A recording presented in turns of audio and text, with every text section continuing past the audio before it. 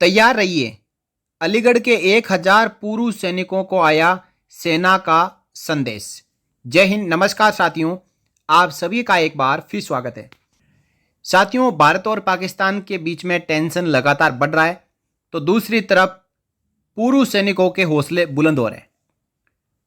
उनको ऐसा लग रहा है कि हमें एक बार फिर मौका मिलेगा देश की सीमाओं पर जाके हमारे देश की रक्षा करने का, और उनकी भुजाएं फड़फड़ाने लग चुकी है। इसी बीच अलीगढ़ के 1000 पूर्व सैनिकों को जब ये संदेश मिला कि आप आइए और वापस से सेना में सहयोग दीजिए, तो उनको तो खुशी का ठिकाना नहीं रहा। देखिए, अलीगढ़ से ये न्यूज आई है, अमर उजाला ब्यूरो से ये न्यूज आई है। ऑपरेशन सिंदूर के बाद जिले के ऐसे 1000 पूर्व सैनिकों के पास तैयार रहने के लिए सेना का संदेश आया है, जो वर्ष 2018 के बाद सेवानिवृत्त हुए हैं।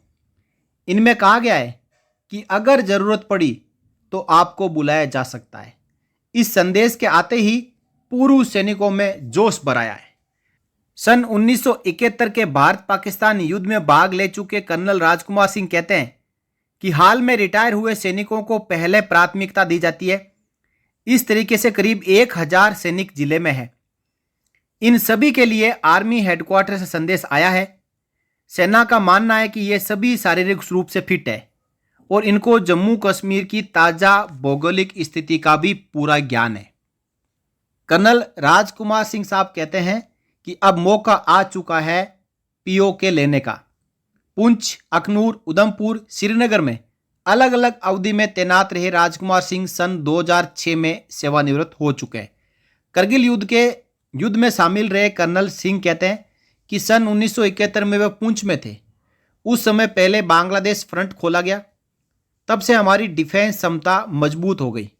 अगर पाकिस्तान ऑपरेशन सिंदूर का जवाब देता है तो भारत के पास ये पीओके लेने का सबसे अच्छा मौका है।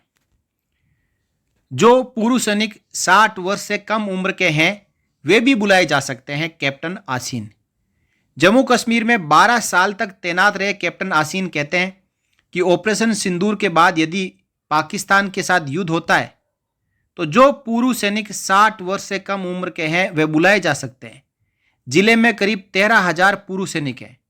सभी ने आवाज बुलंद की है कि सेना अगर बुलाएगी तो वे दुश्मन से लोहा लेने के लिए तैयार हैं। आसीन खान सन 2001 से सन 2012 तक इंजीनियरिंग रेजिमेंट में रहे। वे अखनूर से राजौरी, पुंछ तक करीब 200 किलोमीटर की फेंसिंग लगाने वाली टीम के हिस्सा थे।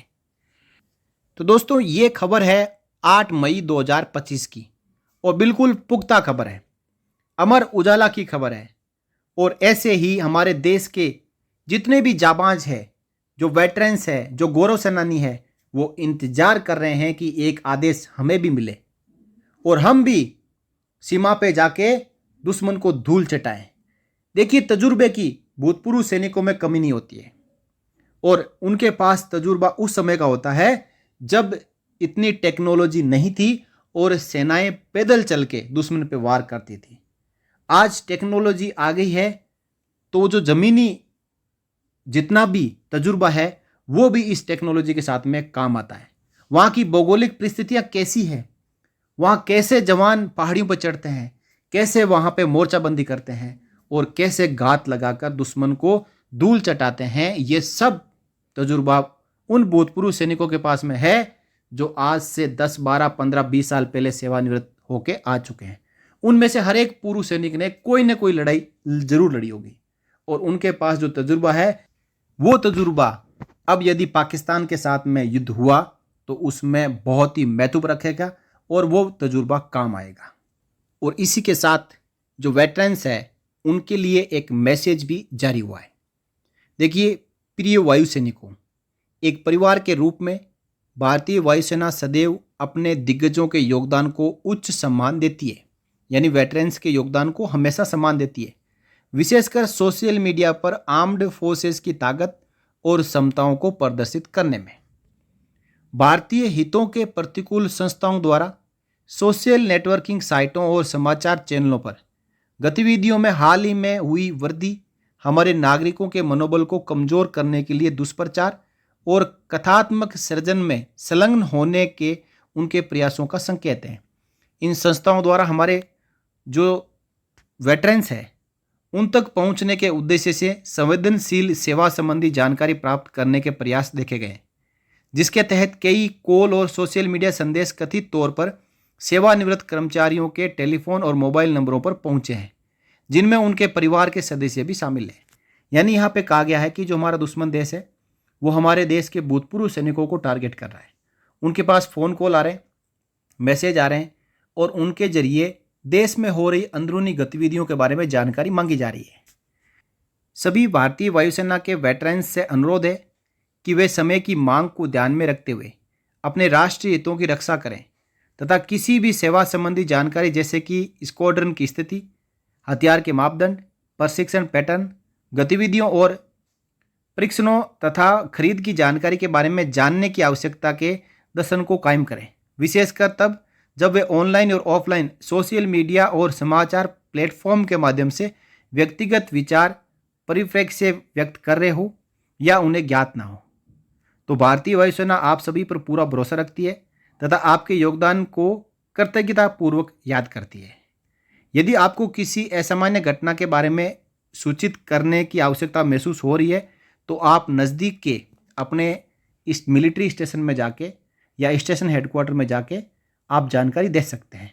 आपको कुछ गलत होता हुआ दिख रहा है तो उसके बारे में भी आप जानकारी दे सकते हैं। देखिए, सजग रहें, सावधान रहें, देश हित में हमेशा काम करें। तो सेना मुख्यालय ने यह आदेश जारी किया है सभी वेटरन्स के लिए, और वेटरन्स पहले से ही समझदार है और इस SMS को भी वो पालन करेंगे। तो दोस्तों, ये थी खबर कि 1000 पूर्व सैनिकों को मैसेज आ चुका है और आगे भी वेटरन्स को इस प्रकार का मैसेज आ सकता है कि आप तैयार हो जाओ, एक बार फिर जाके अपना हौसला, अपना जज्बा दिखाने के लिए। दोस्तों, इसके बारे में आपकी क्या राय है? यदि आपको फ़ोन कॉल या मैसेज या कहीं से भी कोई सूचना मिलती है कि एक बार फिर देश सेवा करने का मौका आ रहा है, तो क्या आप जाएंगे या फिर इसके बारे में आपका क्या कहना है? अपनी राय जरूर रखें और इस संदेश को सभी के साथ में शेयर करें। जय हिंद।